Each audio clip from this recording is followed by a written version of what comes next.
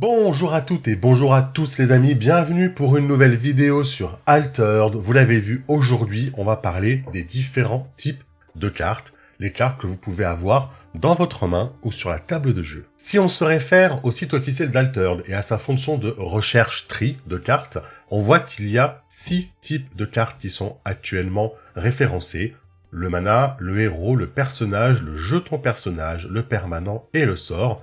Je vous propose qu'on voit les 6 types de cartes ensemble avec des exemples. Commençons par le héros qui est décrit comme un personnage hors du commun qui va déterminer votre stratégie et donc la mécanique de votre deck. Il possède toujours une capacité différente des autres héros qui va du coup lui donner une certaine mécanique de jeu qu'il va falloir exploiter, soit en construisant bien votre deck, soit en utilisant à bon escient sa capacité active. On voit par exemple que Afanas, dans l'exemple, il a un effet passif chaque fois qu'on joue un sort, ce qui veut dire que dans sa construction de deck, il faudra prévoir assez de sorts pour que sa capacité soit utile. Mais on peut voir un héros comme Nevenka, qui elle a un effet actif, il faut l'incliner pour activer son effet. Dans ce cas-là, l'utilisation judicieuse au bon moment de son effet peut faire la différence. On voit également au milieu de la carte, à côté du symbole de sa faction, qu'un héros possède un nombre de cartes réserves et de cartes repères. Ce sont le nombre de cartes que vous pouvez poser dans ces zones sans dépasser la limite autorisée. Actuellement, tous les héros ont une limite de réserve de 2 et une limite de repère de 2, mais ça peut vouloir dire que plus tard, on aura peut-être des différences selon la puissance du passif d'un héros.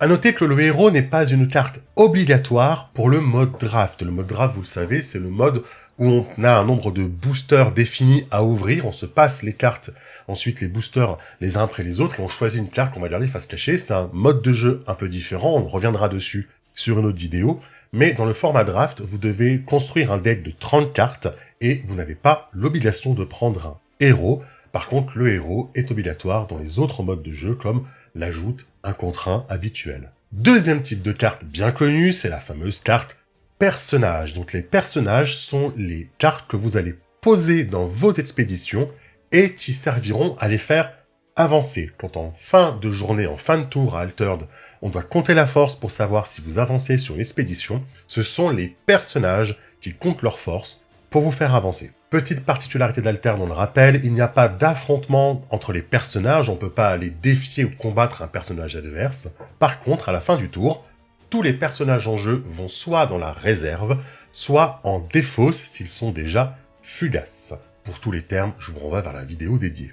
On reconnaît les personnages parce qu'ils ont déjà un coup, mais surtout des forces dans les différents biomes sur le côté gauche de la carte, qui est en fait le score à ajouter pour vous faire gagner une expédition. Petite sous-catégorie d'un personnage, mais c'est un type de carte à part entière, c'est le jeton personnage. Donc le jeton est un personnage qui n'est pas dans votre deck au moment où vous le construisez, au moment où vous commencez la partie, mais qui sont créés, générés par d'autres cartes. Des cartes vont vous dire d'ajouter un jeton personnage, par exemple. Les jetons qui sont retirés d'une expédition, par exemple envoyés en réserve ou envoyés dans la main par un effet de carte, vont toujours en défausse et ne vont jamais dans la réserve ou dans la main. Un jeton personnage qui quitte une expédition, quelle que soit la raison, va toujours en défausse. Communément dans les jeux de cartes à collectionner, les jetons ont un coût de 0.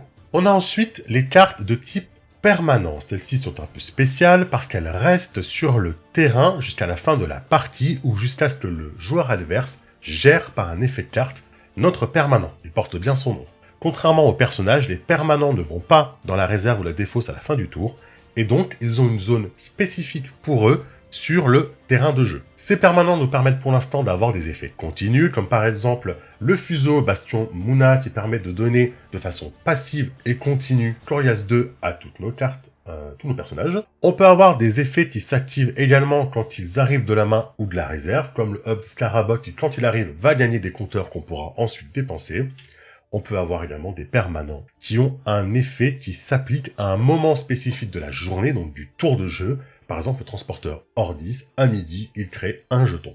Enfin, certains permanents ont même un effet actif à activer vous-même. Par exemple, le générateur canonique, il faut l'incliner et payer un pour faire son effet, il n'est pas automatique ou passif. Nous avons ensuite, bien évidemment, les sorts. Donc les sorts sont des cartes qui ont un effet immédiat sur les expéditions ou sur les cartes personnages des expéditions par exemple, mais contrairement aux personnages, vous ne posez pas les sorts sur le plateau, ils ne restent pas pendant un tour entier, ils vont générer quelque chose. Ils vont soit dans la réserve une fois qu'ils ont été appliqués, comme par exemple l'entraînement physique, vous payez 3, vous mettez des boosts, et ensuite votre entraînement physique va dans votre réserve comme un personnage, vous pouvez le rejouer, et ensuite il va dans la défausse. Soit ils peuvent avoir le mot-clé fugace comme les personnages, qui veut dire que quand vous jouez votre sort va directement en défausse et pas dans votre zone de réserve. Les sorts peuvent servir à invoquer des jetons, à mettre des boosts sur vos personnages ou à gérer souvent les cartes adverses en leur donnant fugace, endormi, en les remontant dans la main, en les défaussant, etc., etc. Enfin, un dernier type de carte que vous n'avez probablement pas encore croisé, c'est le jeton mana. Donc le mana est un jeton, un token, utilisable pendant le draft. On en a parlé juste avant. C'est une carte qui viendra compléter les decks de draft qui n'ont pas atteint le fameux 30 cartes, qui n'ont pas réussi à mettre 30 cartes bien jouables dans leur deck. À ce moment-là, les joueurs et les joueuses pourront rajouter ces cartes mana dans leur deck pour arriver aux fameuses 30 cartes.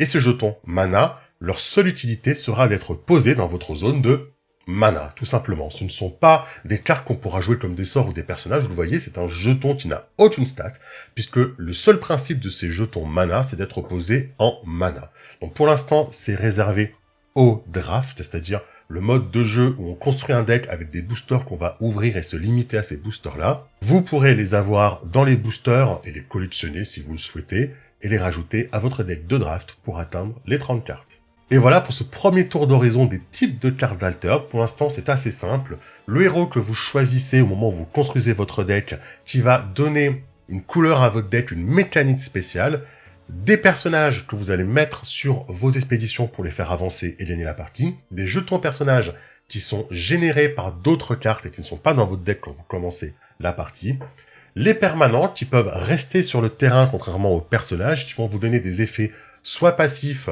soit à faire un certain tour, soit activer vous-même. Les sorts, qui sont des cartes très souvent puissantes, très souvent chères, qui vont faire un effet directement sur le plateau et ensuite partir en défausse ou en réserve. Et enfin, la carte de mana que vous croiserez très peu si vous ne faites pas de draft et qui est là pour remplir votre deck, arriver aux 30 cartes lors d'un draft seulement et qui est une carte qui sert juste à être posée en mana à la place d'un personnage. Je vous remercie d'avoir regardé cette petite vidéo. Si elle vous a plu, surtout n'hésitez pas, le pouce, l'abonnement, le partage, c'est comme ça qu'on pourra faire grandir cette chaîne et faire toujours plus de contenu typé. Je vous souhaite une bonne journée et à très bientôt.